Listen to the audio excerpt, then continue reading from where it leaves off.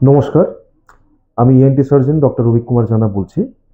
Mainly আমি Manipal hospital, iris hospital এগুলোর সঙ্গে দীর্ঘদিন ধরে অ্যাটাচড। আজকে যে টপিকটা নিয়ে আমরা আলোচনা করতে বসেছি, সেই টপিকটা আজকে বর্তমান যুগে ভীষণই রেলেভেন্ট। কারণ কাজের জন্য হোক, এন্টারটেনমেন্টের জন্য হোক, বিভিন্ন কারণে আমাদেরকে কানে ইয়ারফোন বা হেডফোন অনবরত আজকাল ইউজ করতে হয়। কিন্তু আমরা খুব কমজনই ভেবে দেখি যে এর লং টার্ম এফেক্ট কী কী হতে পারে। এখন ইয়ারফোন এবং হেডফোন এই দুটো জিনিস দু রকমের। ইয়ারফোন হচ্ছে আমাদের কানের মধ্যে ঢুকে থাকে এবং হেডফোন আমাদের কানের উপরে বসে থাকে। দুটোর মধ্যে মূল ডিফারেন্সটা হলো earphone is much more dangerous than headphone. কেন? কারণ ইয়ারফোনটা হচ্ছে একটা অক্লুডিং ডিভাইস। এটা কানের গর্তের মধ্যে পুরো আটকে বসে থাকছে, কিন্তু হেডফোন এটাকে অক্লুড করে থাকছে না। সুতরাং সাধারণ জ্ঞান থেকে আমরা বুঝতে পারছি যে ইয়ারফোনে ক্ষতিটা অনেক বেশি হতে পারে। এবার প্রশ্নটা হলো ক্ষতি কি হতে পারে। ভগবান আমাদের যে কানটা তৈরি করেছেন এর বাইরের অংশটাকে আমরা পিনা বলি। এটার শেপটা কেন এরকম তৈরি করা আছে? কারণ এটা একটা প্যারাবোলিক ফেনোমেনার উপরে কাজ করে। বাইরে থেকে যে সাউন্ড ওয়েভস গুলোকে আসে, সেগুলো যেমন আমরা বাড়িতে ডিশ অ্যান্টেনা লাগাই, সেই রকম ভাবে সাউন্ড ওয়েভসকে ক্যাচ করে কনসেন্ট্রেট করে ভেতরে পাঠায়। এবং এই সাউন্ড ওয়েভটা যখন ভেতরে যায়, কানের পর্দার উপরে যায়, তার থেকে কানের হাড়, কানের নার্ভ এগুলোর মধ্যে দিয়ে ব্রেনে পৌঁছায়। তাহলে ইয়ারফোন যখন আমরা ইউজ করছি, আমরা কি করছি? ভগবানের তৈরি করা এই ন্যাচারাল মেকানিজমটাকে আমরা বাইপাস করছি। আমরা আওয়াজটাকে হাই ভলিউমে সোজাসুজি কানের পর্দার উপরে ধাক্কা দিচ্ছি, এবং যেহেতু পর্দা অত হাই ভলিউম সাউন্ডে অভ্যস্ত নয়, তাই ওই জোরে আওয়াজের যে ধাক্কাটা, সেটা দীর্ঘদিন ধরে হতে হতে পর্দা সেটা নিতে পারবে না। তখন কি হবে?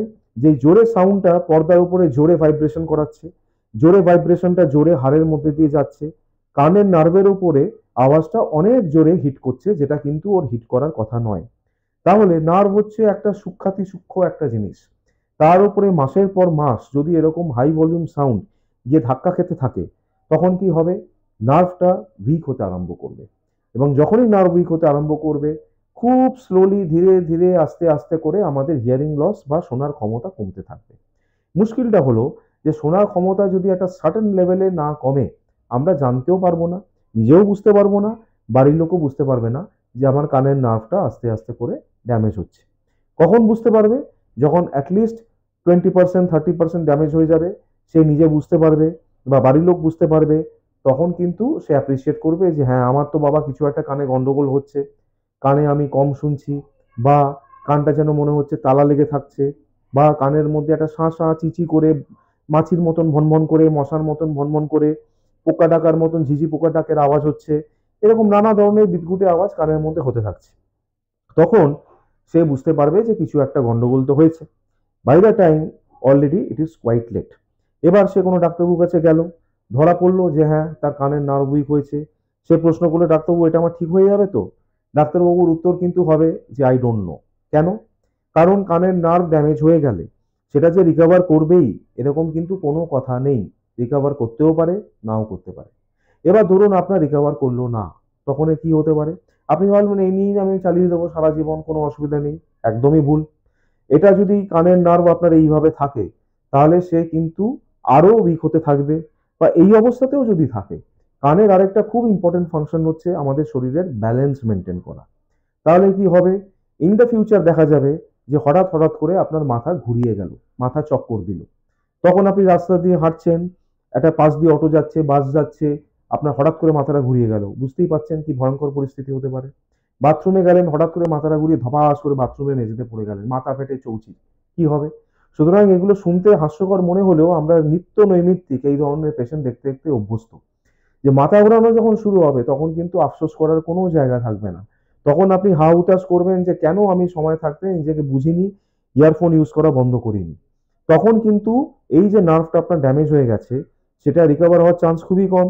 এবার এই মাথা ঘোরাতে যেটা আপনার শুরু করলো, সেটাও কত মাসে, কত দিনে, কত বছরে ঠিক হবে, এটা স্বয়ং ঈশ্বর ছাড়া কেউ বলতে পারবে না। যতই আপনি ওষুধ খান, ব্যায়াম করুন, থেরাপি করুন, এটা আদৌ পুরোপুরি ঠিক হবে কিনা এটা কেউ জানে না। সুতরাং এটা কিন্তু মাথায় রাখবেন যে ইয়ারফোন, হেডফোন এগুলো কিন্তু এইভাবে ইউজ করা কিন্তু উচিত নয়। এটা আমাদের আজকে বর্তমান যুগে সবাইকে দেখছি প্রয়োজন পড়ছে বলে আমরা করছি। কিন্তু যাদের কপালে ভোগান্তি লেখা আছে, যারা ভুগছে, তারা কিন্তু প্রচন্ডভাবে আফসোস করছে, কান্নাকাটি করছে, হাহুতাশ করছে যে ডাক্তারবাবু আমার কি হবে, আমার তো সারা জীবন সামনে পড়ে আছে। এবং এটা একটা ফ্যাক্ট যে এখন আমরা 12 বছর, 13 বছর, 14 বছরের বাচ্চা ছেলে মেয়েদের দেখছি অল্প উইক হয়নি, কানের নার্ভ সম্পূর্ণভাবে ড্যামেজ হয়ে গেছে এবং তারা একটা কানে কিচ্ছু শুনতে পায় না। এবং সেটা এত দুর্বিষহ অবস্থা, বুঝতে পারছেন যে একটা ছাত্রছাত্রী যাদের এইটুকু বয়স, তাদের সামনে সারা জীবন পড়াশোনা, লেখাপড়া, ক্যারিয়ার পড়ে আছে, তারা হ্যান্ডিক্যাপ হয়ে গেল, কি হবে? আজকে তাদের সারা জীবনটা পুরো ধ্বংস হয়ে গেল। সুতরাং কানে ইয়ারফোন বা হেডফোন ইউজ করলে প্রথম কথা খুব কম ইউজ করবেন, যতটুকু না হয় নয়। দরকার হলে সাধারণভাবে ফোন ধরবেন, স্পিকার ইউজ করবেন। আর যদি ইয়ারফোন ইউজ করতে হয় তাহলে ওইটাকে একদম লো ভলিউমে ইউজ করবেন, যাতে কানের মধ্যে আওয়াজ খুব আস্তে আস্তে যায়। সুতরাং এই ধরনের যা সমস্যাগুলো আমি বললাম, বুঝতেই পারছেন যেটা কি ভয়ঙ্কর পরিণতি হতে পারে এবং কতটা ক্ষতিকারক। আশা করি আমার এই বক্তব্য থেকে আপনারা কিছুটা আইডিয়া করতে পারবেন যে এই ধরনের জিনিস থেকে কি কি হতে পারে এবং সেই মতন আপনারা সাবধানতা অবলম্বন করবেন এবং এই ধরনের ঘটনাগুলো যাতে আপনাদের সাথে না ঘটে বা আপনার সন্তান বা পরিবারের কারোর সাথে না ঘটে, সেই ব্যাপারে আপনারা এখন থেকেই এই চ্যানেলের মাধ্যমে এই ইন্টারভিউ দেখে আপনারা সতর্ক হয়ে যাবেন। আমি আশা করব সবাই আপনারা খুব ভালো থাকবেন, সুস্থ থাকবেন। নমস্কার।